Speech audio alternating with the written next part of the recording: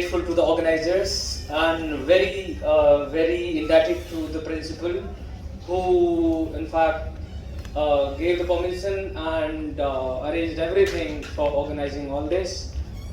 And before I begin my this talk on one aspect of this liberty, fraternity, and the, Dr. Babasaheb Ambedkar's narrative of development, I must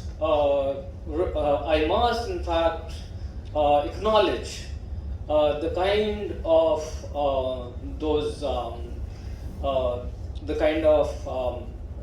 this narrative or the kind of the revelations which are made by other speakers, and particularly Lakshman Yadavji, who was talking about not just about the social and kind of political things, but was also talking about the economic aspects of Dr. Ambedkar and Phule's contributions to the nation building. So my this view on because I in fact saying something about Dr. Ambedkar's this narrative of economic development is something like that I'm showing a kind of lamp to the kind of sun. So but nevertheless, because I have been given the opportunity to speak on this topic, so I definitely would like to say something. So all you see, जितना भी हम देखते हैं economics का literature हम देखते हैं, वो अक्सर जितनी भी रीडिंग्स हैं या जितना भी स्ट्रक्चर है वो हमें दिखाई देता है कि जो भी हमारा डेवलप्ड वर्ल्ड में जितना भी हमारा जो एक लिटरेचर है इकोनॉमिक डेवलपमेंट के ऊपर, और उसके आधार पे जो हमारा पॉलिसीज या जो डेफिनेशंस हैं, they are all set. So normally that narrative of economic development in the programs and policies is revolving around that if the per capita availability of the kind of material resources, if it is increased by this policy interventions, then you see that the country will become developed. If you look back the 70 years of those kind of policies and programs, we do not see that these kind of programs have enabled all sections of the society, all parts of the country to become developed in more or less in equitable kind of these terminologies or dimensions. Rather, we see that there is the gap between the economic inequality. It has become very grave, and you see that the processes and the dynamics of the discriminations, they have also become very entrenched. So the narrative of development of Dr. Babasaheb Ambedkar was that there has to be that the role of the state is very important, and it is not just the role of the state to enforce the policies and the law and the rules, but actually the notion of the welfare state has to be very strong. And at the same time, the distribution of the resources that should be ensured by the state, that all the sections of the society, they get their due share in the total, in the all those physical resources or economic resources of the country.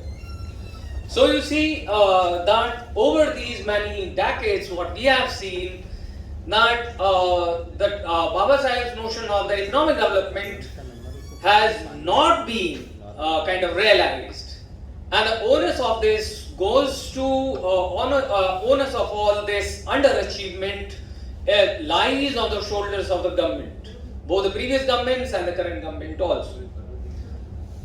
So very important thing in this, when we talk about the liberty, fraternity, and this narrative of development, we must remember that for the country like India, though there is no country like India because there are so many distinctions and diversities and differences, but even then for India, in respect of India, there cannot be that per capita availability kind of definition of economic development which will suffice, because here it is a question of the capability and the empowerment and the just distribution of the resources.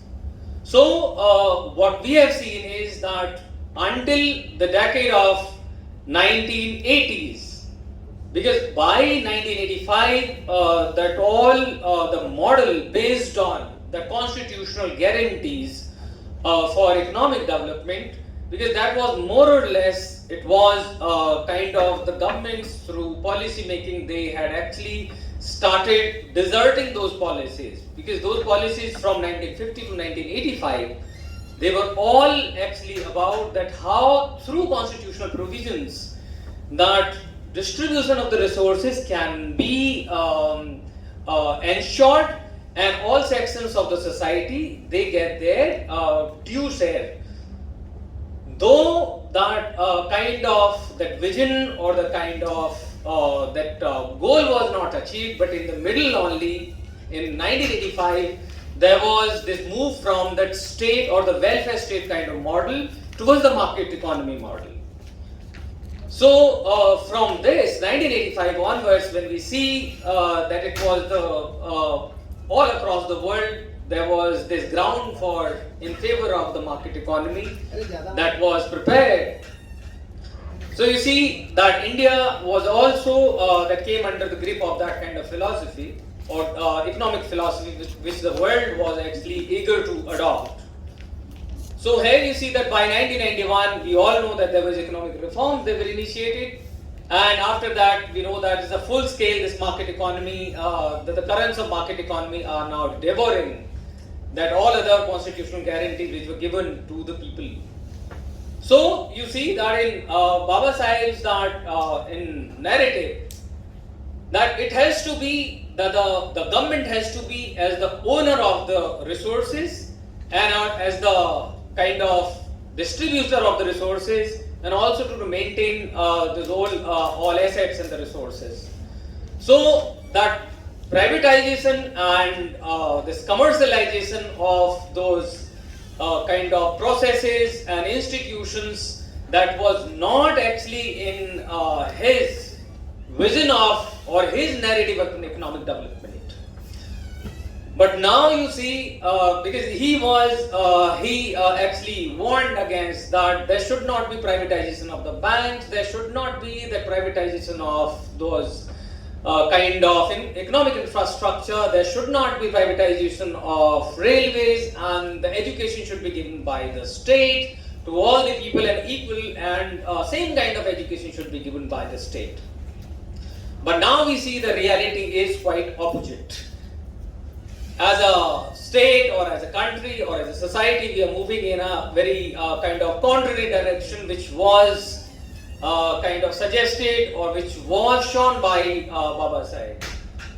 Because the economy, it is saying that getting political freedom is one thing, but having economic democracy and the social democracy, these are very different things. So by all these processes, through the political intervention, there were schemes and all these, they were designed, but you see that in the core of these designs, it was not that the kind of integrity was not there, that to really acknowledge the share of all the sections of the society. So in such a kind of at this juncture, what we are now in 2022, and if we compare that what Baba Saheb was actually writing about, and he himself was an economist par excellence, and you see that now we see that his narratives or his kind of this philosophy of economic development is being now pushed to the margins. And it has not happened only in few years, in past few years only, but you see in earnest, it was not implemented for many decades after the independence, in fact. Otherwise, you see that for economic development to happen in India, in case of India, what is very important is there are two things which needed to be removed. Because economic development in India's context is that you remove discrimination and you remove disparity. And you see that he would say, and he would always say that capitalism and Brahminism, these are two worst enemies of development of India.